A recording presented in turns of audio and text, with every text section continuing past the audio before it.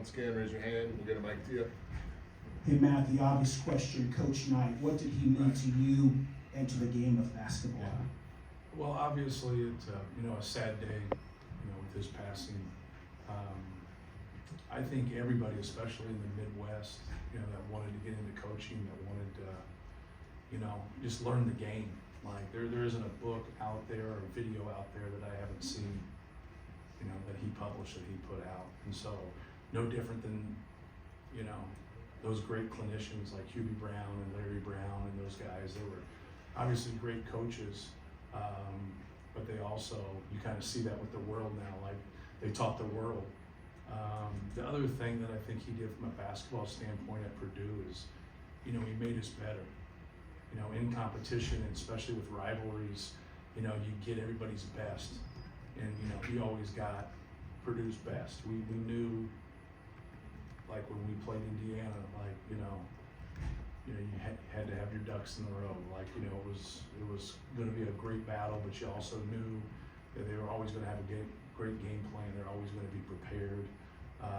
But that's what great coaches and great competition does. It makes other programs better. And I think he brought the best out of everybody in this league nationally.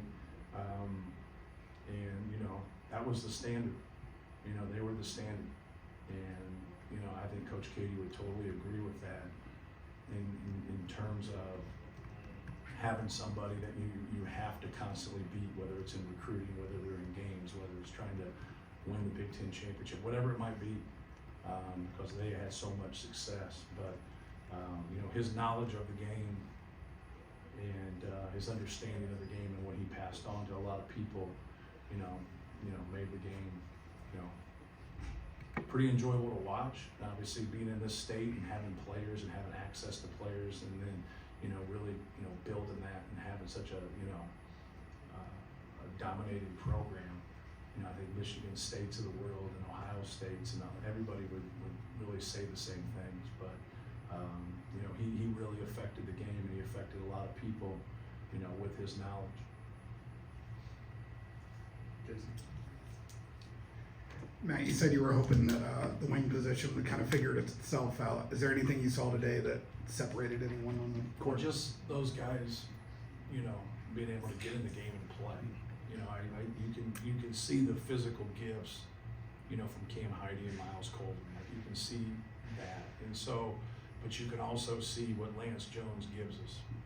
His ability to shoot the basketball. He gives us some quickness. He can defend. Fletcher and Braden, have made strides since last year. So like you don't, trying to piece all that together is difficult when you have guys that are going to play 25 to 30 minutes. And against certain teams, when people like have more athleticism, have more quickness, like having two guards in there really helps you, handle the basketball, make decisions, break presses, whatever it might be, right? And so you just have those 200 minutes. That's what's difficult. And like once again, like there's no way around it with Zach. One of those other big guys is going to have a low minute game, no matter who out of the three, right? And that's what you have to have. If you have a great program or you have a great team, you have to have guys willing to sacrifice and understand that there's only so many minutes right there. But it's a good problem to have. There's no question about it. So I'm excited for it. You touched on Lance, right? You touched on Lance, and obviously started the game. Was knocking down a lot of threes, looked really confident out there. Is that something that where he's a guy where you'll run sets for him to get him shots in games? I mean, obviously he's not going to be this open always. Yeah, well, it's when you play through a lot of ball screens with Braden's such a good passer, and then when you play through Zach in the low post, and then you get offensive rebound kickouts, or you get transition looks, like now you can run a few things for him, but more than anything, he's just gonna get those shots organically because they double Zach, or they give attention to Braden in ball screens, or whatever we're running. So like tonight, like we didn't run a whole lot. We might have ran one thing for him, and he got some pretty good looks out there. So it's hard because we talk about this a lot, because you'll have guys, you have players, and you'll be like, they can do this, that, and the other, but what's their pecking order in terms of who can score the ball well, right? So if you have Zach Edey, obviously he's one.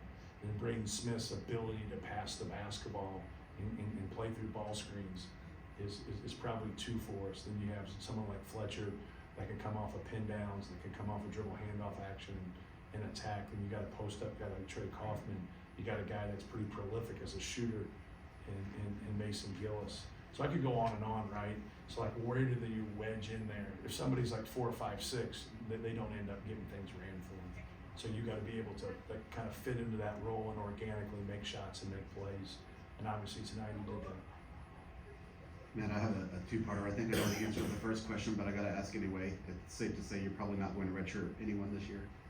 I don't think so. It would have to be from them. So I don't get to that conversation until after this game, after the second exhibition game.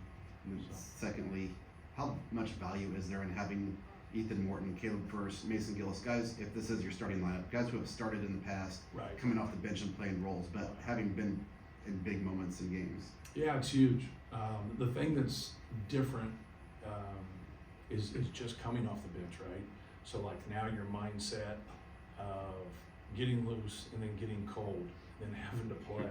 And it's like people have no idea that it's an art, physically and mentally, to get yourself in there and be productive right away. Now some guys will just come out firing, right? They'll just come off the bench and they'll just let it rip.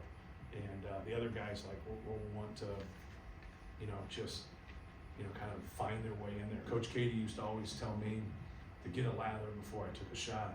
And I'd say by the time I got a lather, you take me out. And which you probably never should have put me in the first place, but that's here or there. So I'd always joke, and I understand what he's saying, but like, when you're that guy and you come off the bench and you're the 8th man, like sometimes the ball doesn't come around a whole lot. So like, you get a chance to cork one, you do.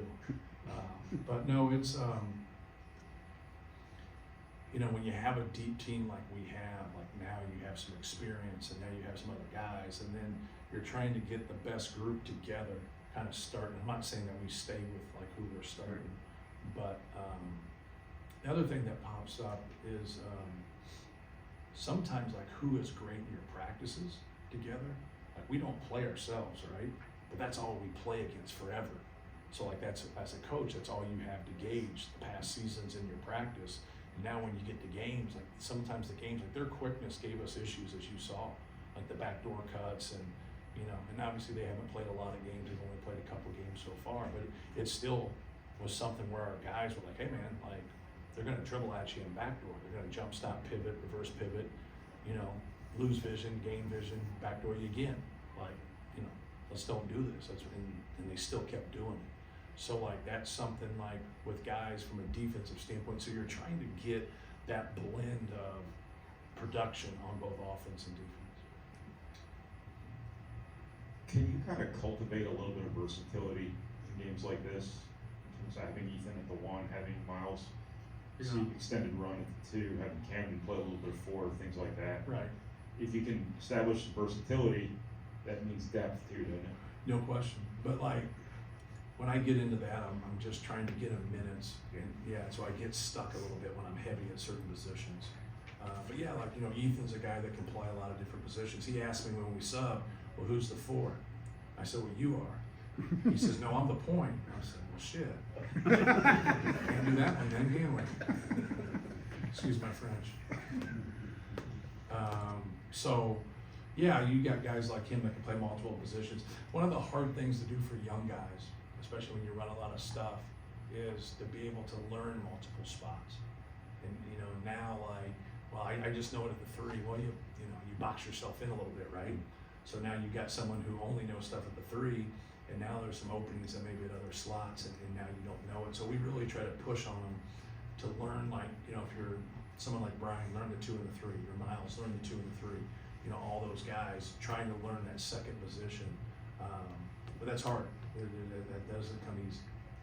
Hey Matt, talk about the importance. You play a lot of teams like Grace College, IU plays teams, the big teams play these Right. smaller schools. Talk about the importance of that for you and what you guys do for the whole state of Indiana for Right. basketball to kind of showcase basketball in Indiana. Well, sure. Like they're obviously a very good team. They're big kids, a good player. You could see as the game kind of progressed that he was getting some guys some minutes, but you know, they have a good group. Like they're gonna, you know, have a chance to get to a Final Four, hopefully win a national championship. They went to Elite Eight last year. So they have a great program. They've been very, very successful. So anytime we can play games, sometimes when I venture out of state, it's normally a friend of mine. But like, no, anytime we can play, you know, teams from our state, especially, you know, had the success that they've had, you know, it's pretty cool. Ryan, last one. Did you do like a full scale scouting report for this one? We talked a lot about the Arkansas game, about how much actually prepared for Arkansas, Yeah. how much you focused on Purdue. Was this more of a traditional prep work? No, not really. No. We did a little bit, we did personnel, and we talked about personnel, we talked about some of their, a little bit of their actions and stuff like that, but no, we didn't do as much. Obviously, we go on the first game, you kind of, you get that point. It's difficult because like the stuff you see early in the season, like they smoked a couple teams and you know, you watch and you see what they're doing and stuff, but you know, you really try to get guys to play on their defensive principles more than anything, and just execute on the offensive end.